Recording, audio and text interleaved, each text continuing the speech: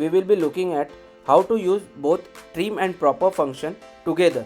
In my last two videos I have shown you about the trim function and the proper function single-handedly, how to use trim function alone, proper function alone. But if you want to use both functions together, then how to use that? So for that you have to go into the cell, type equal to, then write trim, then open bracket, then write proper, proper, then open bracket, and then write the text. So I am taking the raw data text so that it is giving us the same output which has been present into the proper function output. So let's see, and then close brackets and enter.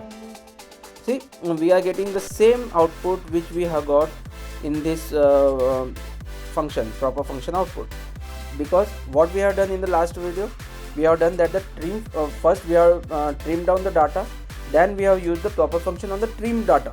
Now I am doing both trim and proper function together. So what I am doing, I am using first trim, then proper, and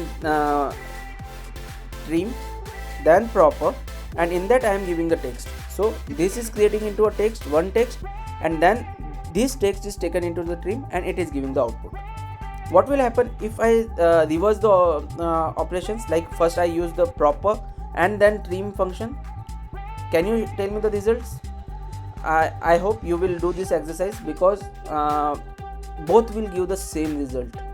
You will see there is no problem if you are using proper first or the trim first and then giving the text. It will always give the same result. Just try it once, and if you are facing any issues, then please let me know. Thank you.